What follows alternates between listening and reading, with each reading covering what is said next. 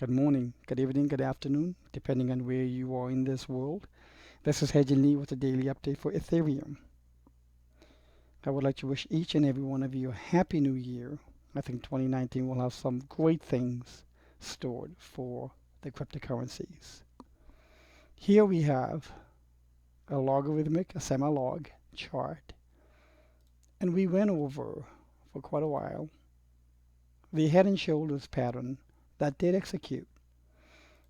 And then as soon as the neckline was breached to the downside, we were then able to follow a likely ABC scenario. The key question right now is this the bottom? There is a potential for it. And I'll let you share with you two scenarios. So here, if we have the AB, we know that C has to have 5 subwaves. C must have 5 subwaves, unless it's part of a triangle of an ABCDE, then it can have a 3-wave swing. If we can label this as 1, 2, 3, 4, and 5, we can say that there is, yes, a potential for that the bottom to be in. This is why I combine patterns and Elliott waves, because Elliott waves give you a detailed perspective and a better peek around the corner. So if the 5 waves are in, then we need to see a 5-wave impulse up. And so far, what do we see? Well,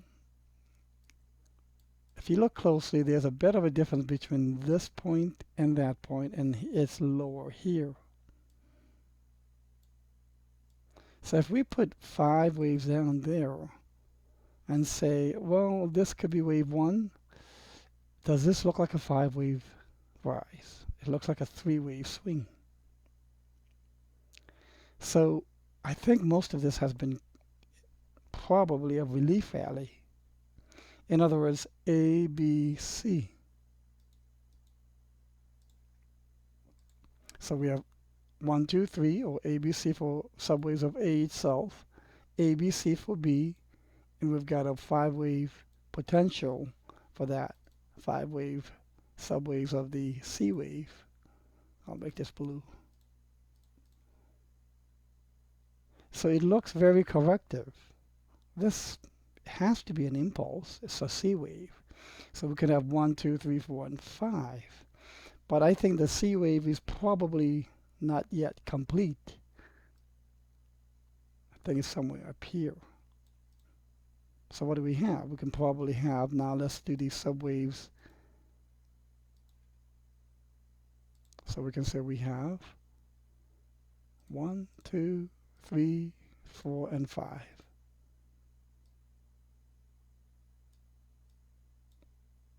So if this is correct, then we should see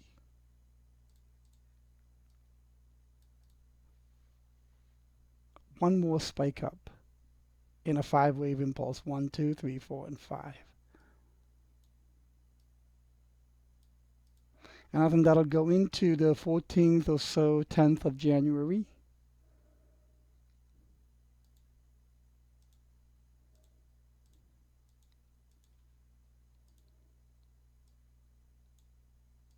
And if this is the case, for you swing traders, I would sell.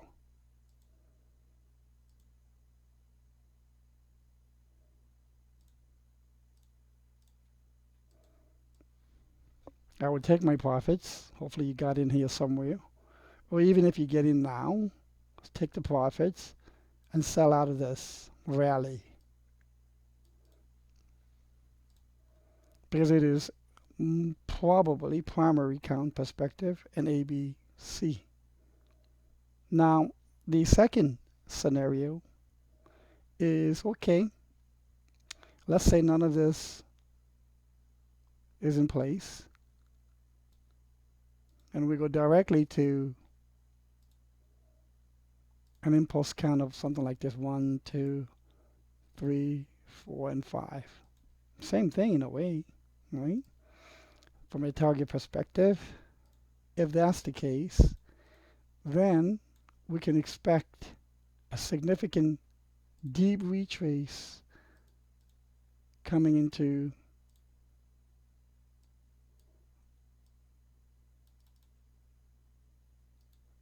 the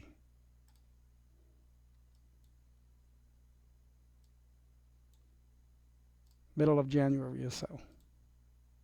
It'll probably retrace 78%, maybe 88%, but not give a new lower low. So this is my alternate count. That we impulse in 5, but we also retrace deep into the 21st, mid-January or so, maybe even end of January, if this P wave goes more sideways. But no new lower low. So in both the primary and this case, I would sell into this rally or wait for the correction, because I think the correction will be very deep. If we go back to the primary count, we have this ABC. So what does that imply? That implies that we will get a new lower low into the 50s, I think, maybe even the 40s. Yep. So even if we go to 180, okay, sell out of it, because if this is the primary count and this is just an ABC counter rally to the bear decline, then I think the final thrust of the final wave 5 decline would have the very deep 1, 2, 3, 4, and 5. So in both primary and the secondary, the alternate, I would sell, take profits, and what I would do is take non-leveraged shorts on BitMEX or any other exchanges. I don't use leverage, but you can do a non-leveraged short position. If you want to use leverage, that's completely a personal decision. So I hope this makes sense from a primary and alternate perspective. The primary calls for this being a bear rally. Impressive, absolutely, but a lower low is expected. I hope you found this to be helpful. Have a great day.